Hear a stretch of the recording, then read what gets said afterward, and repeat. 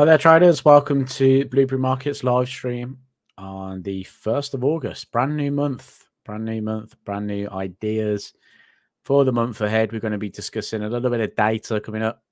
And we've got some data, obviously, that's been released that's going to impact markets going into the near future. So we're going to be talking a lot about those. And obviously, we're going to be talking all important data with regards to non-farm payroll. Non-farm payroll is coming up tomorrow. Big sign off to the end of this week. So what are we expecting? Are we expecting a bigger number? Are we expecting a lower number? All the sort of pre-data towards NFP is kind of suggesting a bit of downside. So we'll take a look at that and we'll cover that and some trade ideas. But yeah, welcome to the live stream. My name is John. I'm the Senior Market Analyst here at Blueberry Markets. So if you do have any comments, questions, or if you just want to say hello, then drop a hello in the chat. We can see hi from Ratish. I hope you're doing well. I'm doing really well, thank you. Yeah, it's my birthday week this week. It's my birthday on Sunday, so if you can't tell by my tone of voice, I'm excited. So yeah. Nice and hot in the UK at the moment as well, which is lovely. Sun's beaming today. So, yeah, it's very humid, though, so it's very hot. So I'm trying to avoid staying at the computer for too long. UK is not built for hot weather, unfortunately. And really feeling it today. But I hope everybody is good. Hope everybody is enjoying the movement in the markets recently. Hi, Vision. Hi, CG. Thank you, mate. Appreciate that. So, yeah, we're going to be going through the data, right? And this is what we do here in my live streams. There's no flashiness around trading here. Try and inform you as best as I can on what's going on in the markets. Try and inform you so you can make better decisions on your trading. So that's what I'm going to be doing today. As always, and we're going to be getting you to a point where you're more prepared in the markets, right? And that's a big thing for me, very big thing for me. So let's take a look at some of the data. Thanks, Ratish, as well.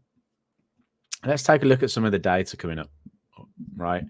Or the data that's come out today. We'll reflect on the FOMC data in a moment and the results of the FOMC. But let's just take a look at the Bank of England official bank rate.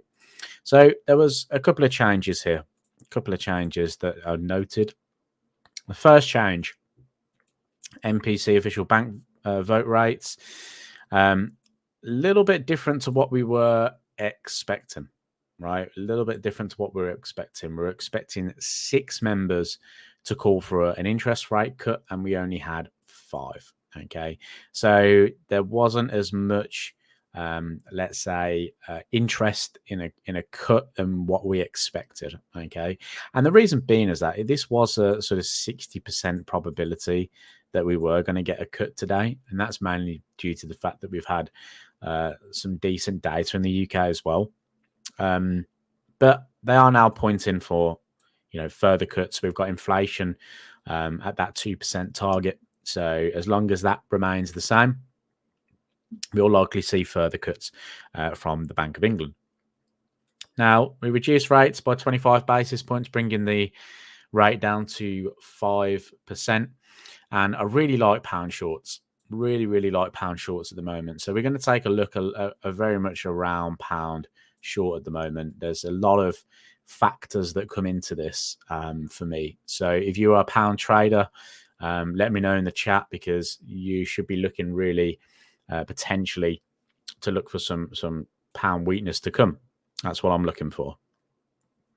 We also had some dollar data. We've got some more dollar data coming up shortly as well. ISM manufacturing PMI, but the unemployment claims came in at 249, which was a little bit higher than expected. So the expected number here was 236, and obviously the higher the number there, the sort of more impact that's going to have in terms of the labor market basically means that more people are claiming benefits in the US, okay, which is interesting to see, considering where we are in terms of rates for the US. So let's just filter back then because we'll have a little look at what happened last night. Obviously, we weren't around in a live stream to talk about what happened on Wednesday, so I do want to try and cover what's happened here. So Wednesday, we had some CPI data out of Australia, which was negative. So I did cover this in a video yesterday. If you want to go check that out, like the idea of being a short seller on Aussie. BOJ hiked interest rates. So you're looking at your yen strength. Okay, I'm just going to put this down as what I'm thinking at the moment. Looking at yen strength. Euro, I'm pretty neutral on euro. I don't really see, although we had some decent increases in core and CPI, not really interested in the euro right now. CAD, we had some decent GDP data. I want to buy CAD. I want to be a buyer of the Canadian dollar right now. And that's mainly down to the commitment of trader reports. I'm looking at some heavy buying coming in on the COT reports. So I like the idea of potentially looking for some longs on that. And then obviously we got down to the US dollar. Okay, now the US dollar is now really starting to turn negative at the moment. We had a interest rate hold at 5.5%. But what we were looking for was this press conference, and Jerome Powell now has basically stated in sort of short that is that they're heading towards the targets. They're heading towards their targets. So to me, this is dollar bearishness to come. Okay, so like the idea of shorting Aussie, like the idea of buying Japanese yen, like the idea of buying CAD, like the idea of being short on US dollars, and also like the idea of shorting the Great British Pound. So I'm going to take you through why I think those are where we want to be placing some of our sort of interests, and then we'll go through some other ideas as well. Okay, but as well, guys, always, if you have any questions or if you want to just say hello, feel free to drop it in the chat. If you want to leave the stream a like when you see something that you like and see something that you're interested in, please do that as well. Irfan, thank you for the happy birthday. I appreciate that. So yeah, let's go through a couple of charts then. So first of all, let's talk about the dollar. Let's just get an idea of where the US dollar is at the moment.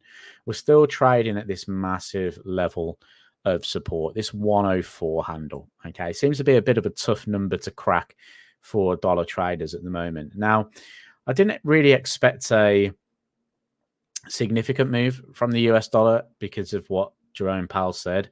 However, it's an important level, right? And if I want to be short US dollars, do I want to be short at support? Absolutely not. Absolutely not. You do not go short at support. That's just like rule 101 of trading, right? We don't do that. So I really need price to start breaking below these levels. Okay, breaking below these swing lows in here. That would really give me the opportunity to see dollar weakness. Okay, I like the idea of maybe price coming up into these highs, failing, continuing to trade lower. Now, if we break into fresh highs, then obviously that bias is wrong, and we need to change our bias. Now, why could the bias be wrong? I always ask myself, why could the bias be wrong? Well, the market has been pricing in cuts by the Fed. They've basically said in September that is highly likely to happen now. CME Fed Watch Tool is pricing in 100% certainty that we're going to get the cut in September. So the market might just be trying to reposition itself. Okay, so we might see short-term weakness in that sense. Okay, do I particularly see that right now? Not really. I do see us still continuing our path lower here, but it's just where that path lower comes from. Okay, so from a fundamental point, I don't see the value in necessarily being long US dollars. Now, if we look at the weekly chart and we zoom out, right, we look at price action. Look what price action is doing at a level of support, right? It's not rebounding aggressively away, right? And again, we're probably going to filter into NFP tomorrow. If NFP comes in a bit lower, we could expect some dollar weakness. And this is what's concerning me about this level. There's not really aggressive buying coming in right now. Arguably today, you're seeing some buying coming in, right? But it's not anything that's filtered on into tomorrow. You know, if we did get NFP come in and it was actually a shock and it was stronger, then we could see a little bit of a continuation of a move up. But I'm not seeing that from a fundamental perspective right now. So I'm looking to potentially short US dollars. Okay. And I'm looking to short US dollars against currencies that are a little bit stronger. One currency that's strong at the moment is the Swiss franc, right? We can see that very strong against the US dollar. It's driving lower. So there's opportunity still, I feel, among the Swiss franc, although that should be coming to an end due to the fact that we've got some Swiss inflation coming out tomorrow, which could be pretty negative for the Swiss franc. And we've also got the opportunity for a potential reversal there as well for the Swissy. Although seasonally, Swiss franc is usually strong this time of year. Okay, so there is that to also consider. But Swiss is outperforming the US dollar at the moment, and that is reflected across the board. Because if we look at currencies that are weak, let's take the euro, for instance, look at the performance of the Swiss franc against the euro as well, starting to drive lower. And this is very important, right? It's important to understand why we want to look at these markets, okay? We're looking at Swiss franc strength, so we need to go and pair it with currencies that are weaker, euro being one of those. Markets sinking to the downside. So if there's anything to put on your watch list right now, it's euro Swiss. It's continuing to trade lower. What is the opportunity here? Look for short-term pullbacks. Look for the continuation. We're breaking into fresh lows now on euro Swiss. And I've just had an alert go off, and I'm not sure what that alert is. Oh, it's dollar CAD. Okay, so yeah, I like the idea of being short on dollar CAD. So alert's going off. Let's go take a look at it then. So this is dollar CAD, and I'm looking at potentially shorting this market. Okay, and again, I'm not looking to short it because price is at resistance. Okay, you need more than that. You need more than that. You know, you need your why. Why are we getting short on dollar CAD? Okay, and the reason being is because of our commitment to trade reports. Okay, now if I go to where I get my COT information from, let me have a little look at what's going on. Okay, why am I interested in the Canadian dollar? Well, it's because of this here. Okay, this little area. Right, let me just try and highlight that. So this is what you're looking at across here.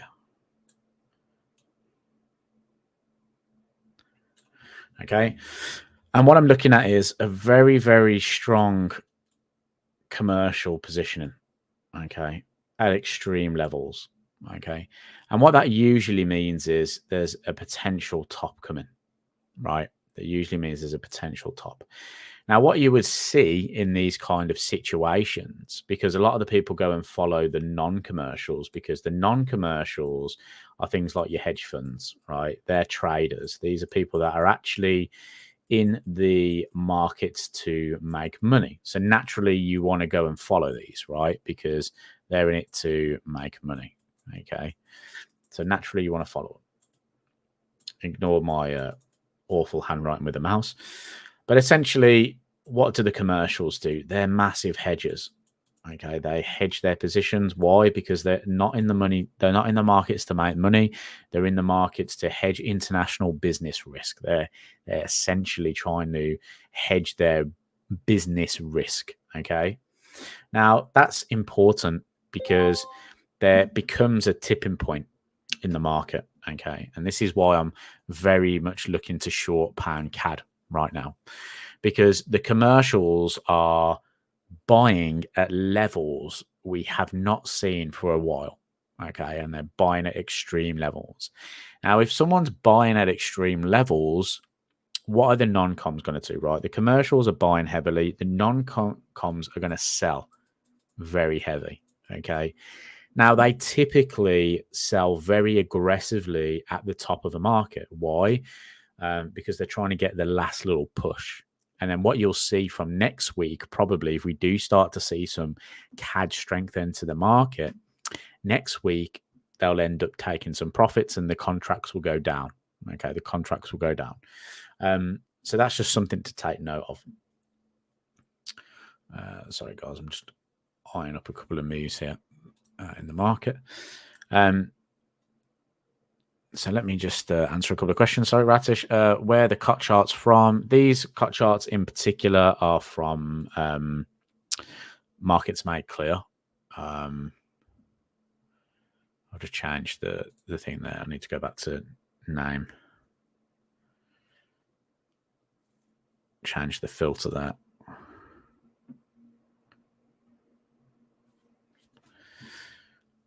So you can see here, if I just delete this actually, you can have a look at COT extremes, right? And you can go into the COT extremes and you can have a little look at what's going on. And you can see Australian dollar, non-coms, heavily short, right? Commercial bias is still short. Non-reportable bias is long, which is super interesting because if you look at the Australian dollar price, it's not doing pretty well, right? But this is what I'm more interested in. All-time highs here, long all-time highs, right? So they're getting aggressive at these areas, okay? Very, very aggressive. So I'm looking to try and look at a potential for pound. This is, by the way, looking at shorts on the pound. If we look at CAD, net all-time high, non-commercial shorts at all-time highs, right? And this is the futures market. So you're looking at futures data here. So if we go back to the cut charts, that's what I'm looking at. So I'm looking to buy Canadian dollars based off of this extreme. Now you can go into it a little bit more detail. So if I just go over to markets made clear here, and I can go in what type of market you want to go to. Go to major currencies. I'll have a look at the Canadian dollar. Okay. Now this is just seasonality. So I'm just looking at what typically happens this time of year. And in August, we can get a little bit of a bottom forming before a little bit of a move into September. Okay. So there's definitely something here, but I want to go take a look at cross pairs, and we're going to have a look at see if there's anything going on pound CAD. Okay, because this is why I'm very interested in going short on pound CAD right now. So I can see that the over sort of the past 20 years we're following a 54%. So basically what that's telling me is that the current year is lining up with the past 20 years with a 54% correlation. So I look for anything for about 50% or above. And then what we're looking for is those turning points. And look at this August going through to October. Okay. Very interesting. So we usually typically see pound CAD move to the downside. So you can see I'm looking at how, or I'm looking for the why, right? Why am I getting involved with a market? Okay, so let's kind of break this down a little bit so we don't get too off track essentially. So we've got pound, okay, and in the COT reports, bearish, okay, or short signal at least. If we then think about CAD, COT reports, bullish, right? Then if we look at pound CAD seasonally, bearish, which is exactly what we want to see. Okay. Now, if we then look at it from a macro perspective, what's happened? Well, BOE cut rates and are expecting further cuts. Now, the Bank of Canada have also cut rates and are expecting more, but that's more down to unemployment figures and not necessarily where inflation is. Their unemployment's very poor. So they're trying to cut rates to try and boost their economy. Okay, they're trying to boost employment and they're trying to get more people earning income, which could naturally maybe even increase inflation, right? So there's a picture here at the moment from a sentiment and from a macro perspective that we could be seeing a stronger Canadian dollar and a weaker sterling. Okay, does that make sense? So that's why I'm in particular looking for that type of scenario to play out. Okay, could I give you a link? Yeah, absolutely. I don't know. I don't know if this link will just send you to the home page, but I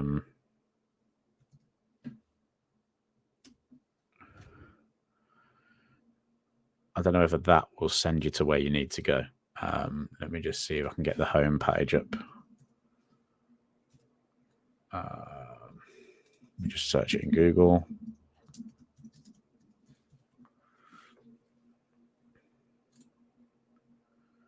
Okay, it just sends me to the dashboard. So hopefully that sends you to the home page. So that's something to look at. Recky, I'm also looking to short pound CAD. Yeah, I like it. I like it a lot. So obviously dollar CAD is an option for us, right? Because we're seeing potential cuts coming from the Fed. We've got that potential long signal on the CAD. I did like 139, but at the moment, price is reacting at this resistance point. So again, this is where I bring the technicals in. I get the Y first, then we go look at the conditions. And if we look at the 4-hour chart right now, we have a consolidation pattern. The market's broke to the downside. We've rallied. We tested the lows essentially, and we're starting to see selling pressure coming again. So what I'm looking at right now on the hourly chart, from what I can see, is a potential for a breakout. I'm looking at this here. So one or two things we could potentially look for is close below the trend line resistance, right? The second is wait for the close below the trend line, but then wait for a pullback and look for a lower high. Okay, now that would be obviously the most favorable option because it gives us essentially a better entry criteria at that point. We can then look for potential reversals coming in at that moment. So yeah, I like the idea of trading that because it gives us the option to get a better stop loss essentially in play. But there is potential idea to kind of look at that. Stop loss, a safe stop would be above that high. Aggressive stop would be above this swing high. I mean, a midpoint would probably be around the 180, 138.55s maybe. But that would be the safest. And then what you would look for essentially is for a move down towards the support, maybe stay within this range. So that's something that could potentially come from this, a little bit of a reversal situation to dollar CAD.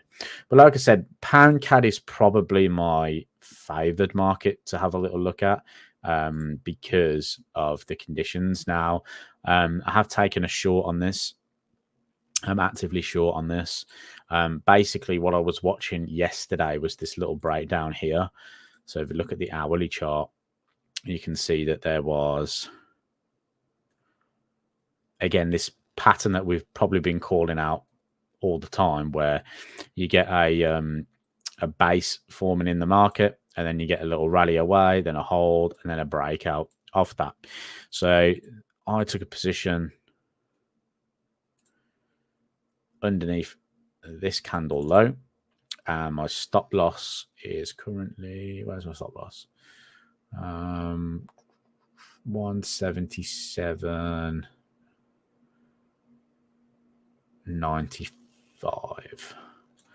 So my stop loss is there. Current position is up about 1.8. It was up about 2.5.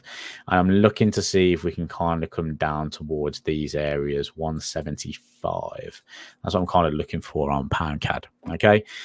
So, you know, again, we've just kind of done a whole breakdown there. And I've actually got a video coming out very, very soon called what you should do on your Sunday routine. What's your Sunday routine before going into the markets? And it all revolves around the thing that we talk about here all the time, right? And it's not the fun stuff, right? Because everyone wants to see the riches that you can get from trading, but I like the idea of the longevity. You know, be here for a long time, right?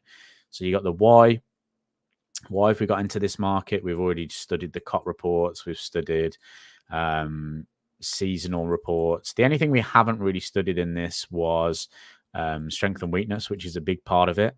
But if we start to see the changes in the strength and weakness next week, then that only can kind of compound my idea, and I'll be looking for continuations in that. And then we've got the conditions. Have we got the conditions to be short this market? Well, yes, because we've come into a high level of resistance. The 4-hour chart was breaking down the 1-hour setup with a little trading pattern, and we've got into that position there. So that's what I would say is what we've done so far. All we had to do then was, find the strategy to enter, and that's the trading pattern. Okay, so there's always this process, always that process, and it's just something to think about, right?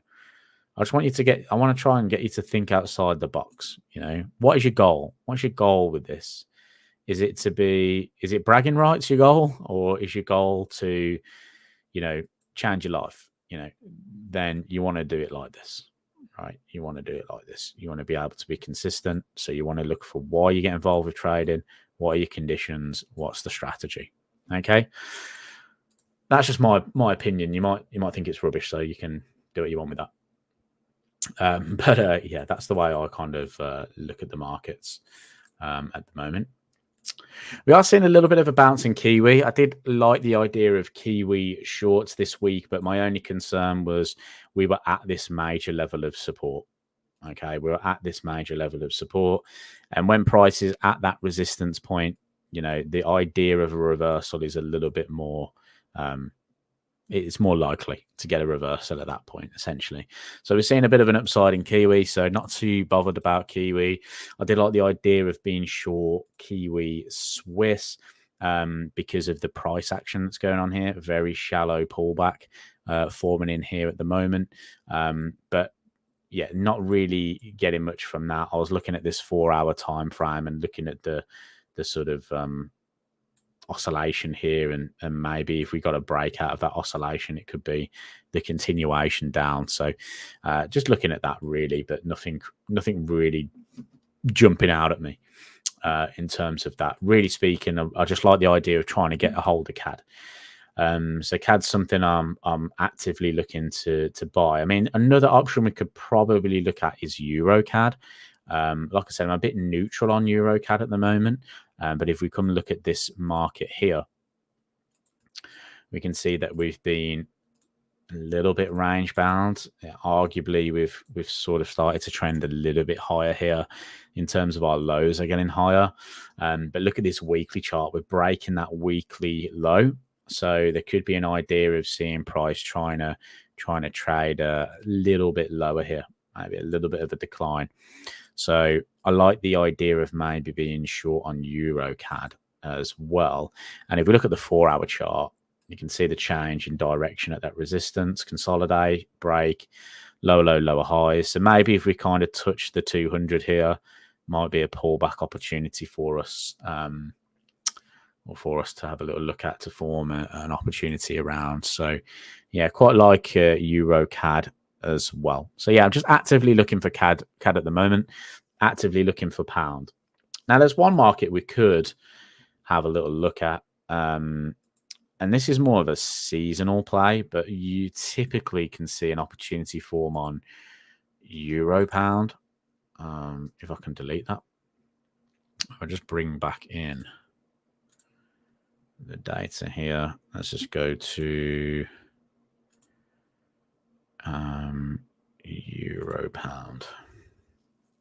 And because I'm looking for pound shorts, what I try and do then is find currencies that are either neutral or find currencies that are getting stronger, right? So I like the idea of potentially looking at Euro Pound from just a neutral point of view. And we have a potential seasonal play here, Now we'll just grab onto that. We have a 70% win rate, right? So that means that over the past sort of 20 trades between the 2nd of August and the 23rd of August of this seasonal pattern, we have 14 winners, 6 losses. So there is a potential seasonal play to come for Euro Pound, so Euro Sterling. So kind of trying to find where that could come, and at the moment we're in this downward trend.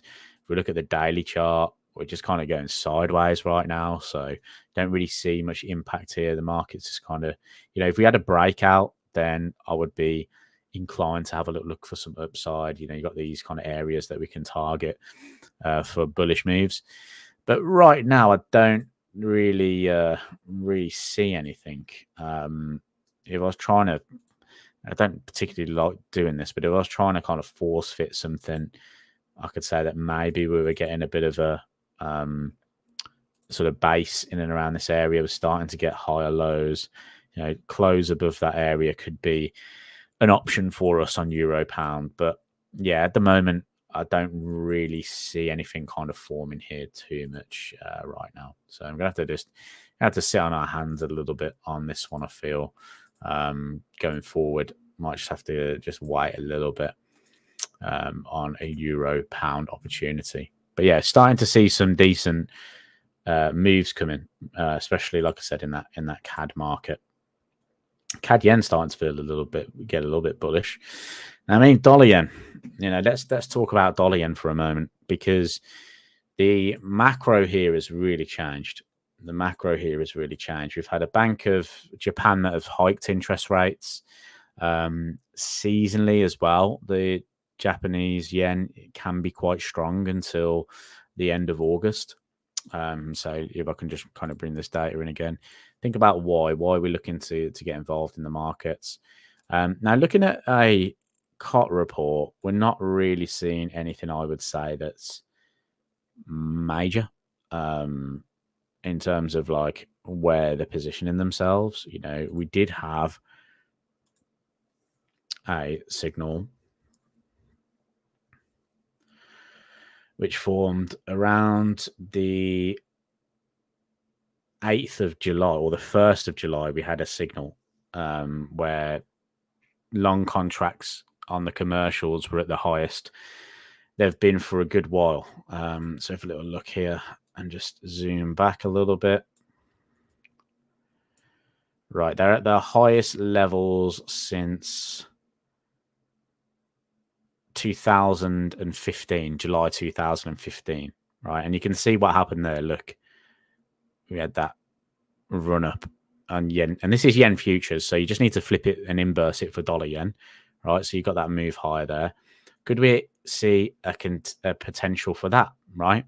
You've got the FOMC now looking to cut interest rates. You've got the BOJ hiking.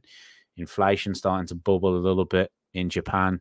So they're trying to get ahead of it by hiking interest rates. So there could be a continuation of the dollar yen price to the downside, rather than people looking to be a buyer of it. So I'm kind of looking for that.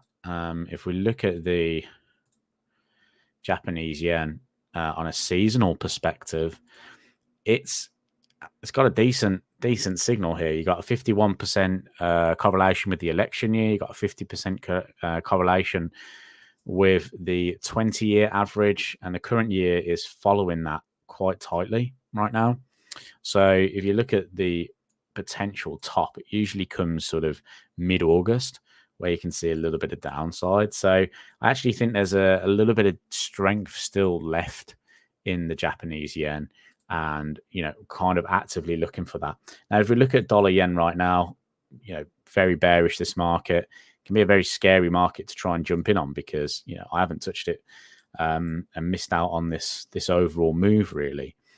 But yeah, if the market kind of pulls back up a little bit, maybe up towards the 152 handle, then I feel like there's still some downsides come for dollar yen. Again, if you want to go trade that against weaker currencies, then try and find a weaker currency to go and trade that against. But that's definitely something that I would be keeping a little bit of an eye on going forward. I like the idea of potentially trying to trade that move in there for the Japanese yen. So that's what I'm going to be looking for. I'm going to be looking for sort of yen opportunities. So just kind of run you through kind of where I'm at. Aussie, like the idea of still being short this market for the near term. Kiwi, I've started to go a little bit neutral on, just because it's at key areas of support and resistance. Euro, I'm neutral on. CAD, I want to buy. Pound, I want to be a little bit of a seller on. What else do I want to buy? Dollar, I want to sell. And that's about it. Maybe Swiss and yen are still sort of on my radar. at the moment. So that's what I'm kind of looking at in terms of currency strengths and weaknesses, just from a seasonal current trader report kind of view. Neutral on these two, looking for potential opportunities on those. But if I was going to pick two that I really, really liked, it'd be pound. Sorry, I used the eraser then when I thought it was the highlighter. It'd be pound and it'd be CAD. That's what I'm really looking at. That's what I'm really looking at right now. Let's go flick over to gold. Or let's have a look. Well, we could even arguably flick over to pound yen. Because if we expect some further downside in the pound and the Japanese yen's getting stronger, then pound yen could experience a little bit of downside as well. If we look at this weekly chart, you know, where's an area you'd want to be sort of looking to get out of moves in and around these areas in here, looking for the potential moves into these kind of areas, right? Can the market come back down into those points? That could be something to look for. So maybe look for a couple of pullbacks on pound yen. You know, we're starting to see a little bit of a bullish candlestick form because we've come into these swing lows. So if we do see a bit of a bounce, then look for a condition down. Sorry, John went by. What are we talking about here, Asa? Sorry, I'm by 150.7. Take profit 153. Why a loss? You don't want to be buying dollar yen. When I say buy yen, I don't mean buy dollar yen. I meant buy the Japanese. I'm buying the Japanese yen. So that means that's a sell on dollar yen. But you said you got in at 150.7. Well, yeah, it's only 20 pips down or so. What's that? It depends how you trade in this. Would I be trying to fade that going long? Absolutely not. You know, absolutely not. You don't know when this is just going to turn. You know, is it showing signs of a pullback? Yeah. Look, you got market consolidating, starting to give you lower highs on an hourly chart, but nothing concrete. There's nothing concrete there that tells me that this is going to go high. If anything, I've just done a very long explanation of why you should be or why you should be considering this trend to continue. So hopefully, you just have a little think about kind of key areas to look at. You know, you've got all this consolidation there. That could be a good point of interest. But again, try and think out the box. Think about the macro. Think about the fundamentals. You've got a central bank in the Bank of Japan increasing rates. You've got BOE decreasing rates. So you could have a look at that. FOMC about to decrease rates in the as well in the America. So, you know, we just talked about seasonals as well.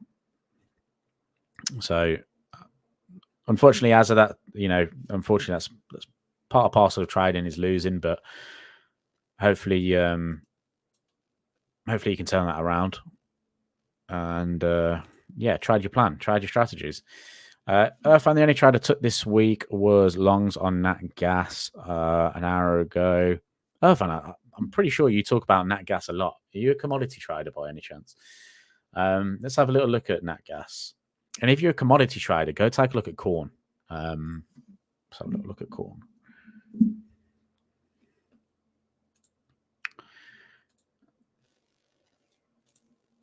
Because corn is sliding at the moment. But very strong seasonal play in September. Very strong seasonal play in September. So you might be coming down to like these top two levels in here, where you might see a little bit of an uptick in corn prices. So take a look at that. But Nat Gas, let's have a look. I had a little look at Nat Gas on the hourly, was it? Hourly projection? And around here, maybe. Yeah, nice. Coming down into that kind of major support zone now, aren't we, on Nat Gas? Had a bit of a deep decline, which was quite aggressive. I actually thought that Nat Gas would be fairly positive, considering the heat wave across America, heat wave fairly globally, but more importantly, those aircon units are going to need some gas. But yeah, it's not really kind of done what I expected it to do, unless we're kind of just going to see the effects of that now. I mean, from a long-term perspective, you're probably waiting for something like that to happen before continuing to look for a move. But yeah, I don't mind that. Don't mind that. Keith, good work. Thank you, Keith. Hope you're learning a lot. If you are learning a lot, guys, then feel free to hit that like button. I'd appreciate a like if it's something that you're enjoying. If it's something that you find is a little bit different to what you typically learn when you go and have a little look online, at trading and things like that. Trying to open your horizons a little bit.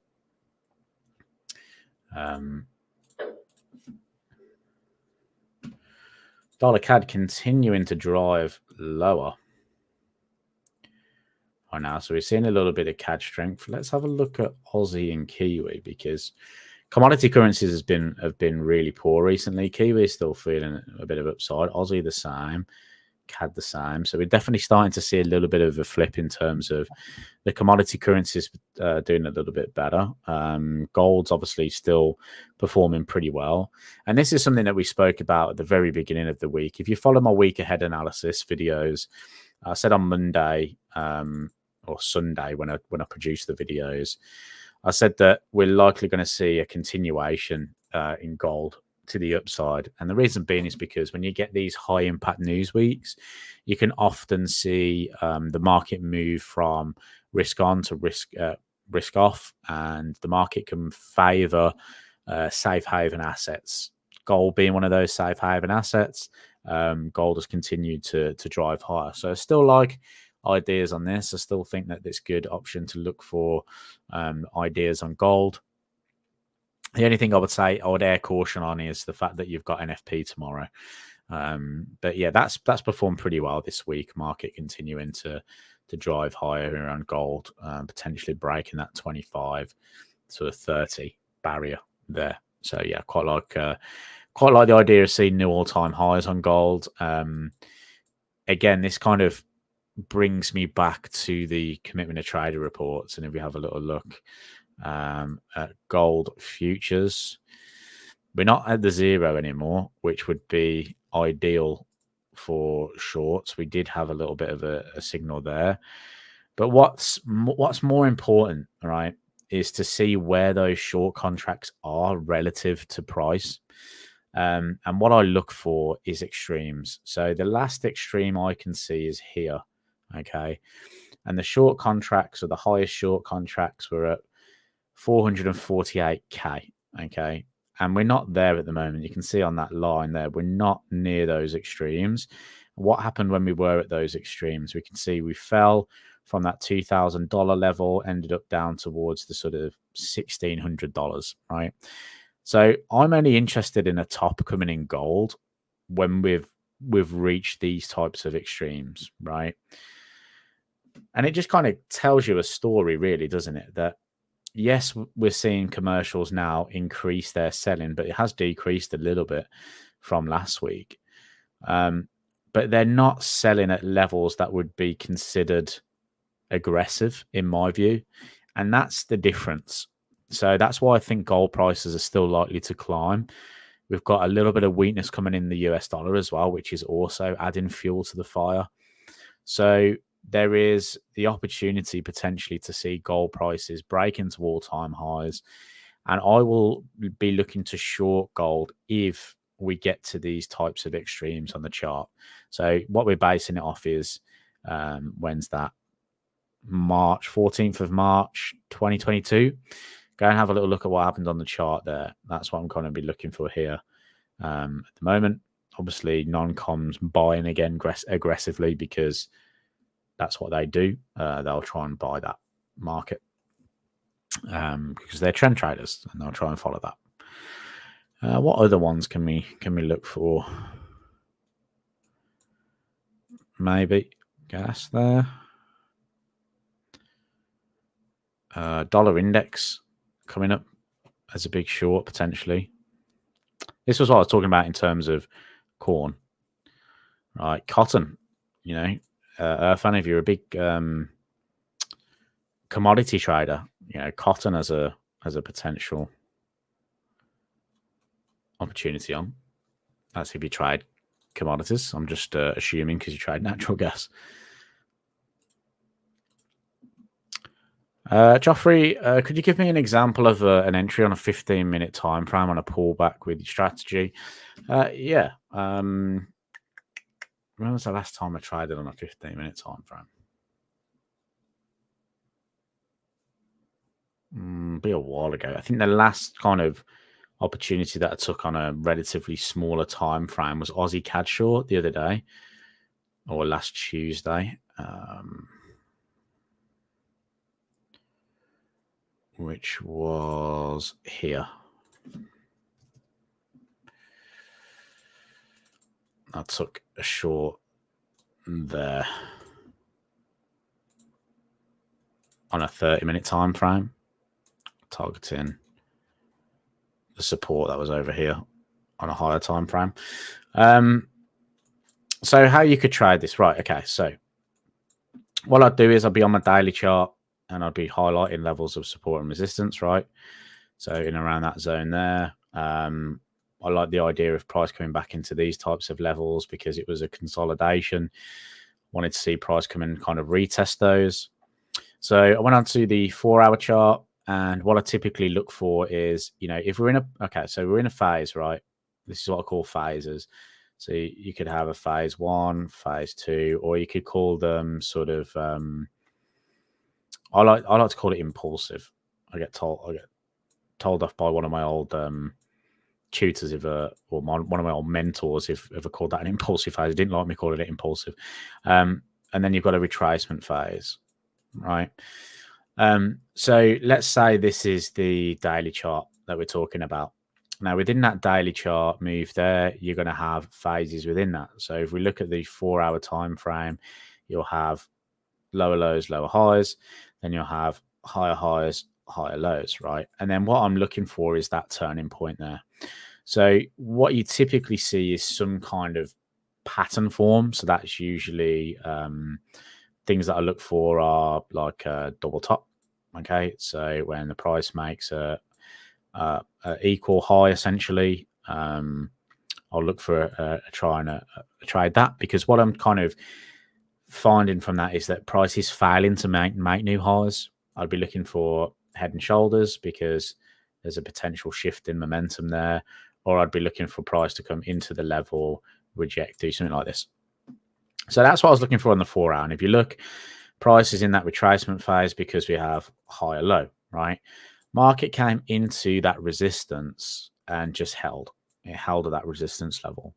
So we had one rejection there, and I was looking to see if we get another rejection for a short.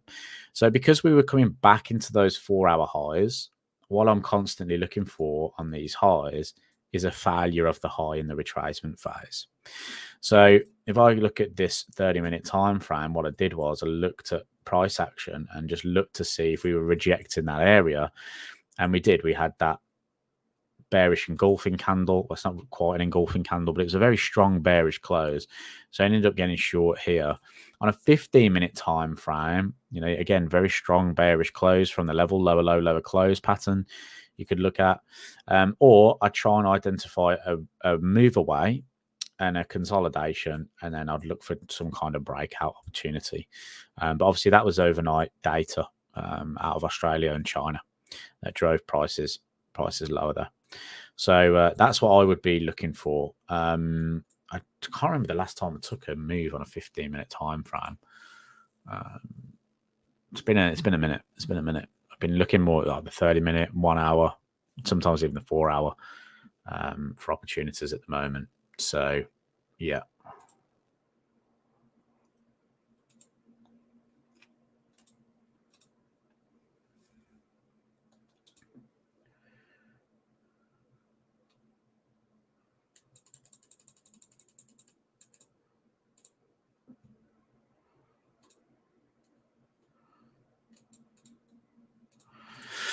So hopefully that helps a little bit. Irfan, like your thoughts on gold, but I always find it difficult picking tops and bottoms. Yeah, it's very difficult to do that.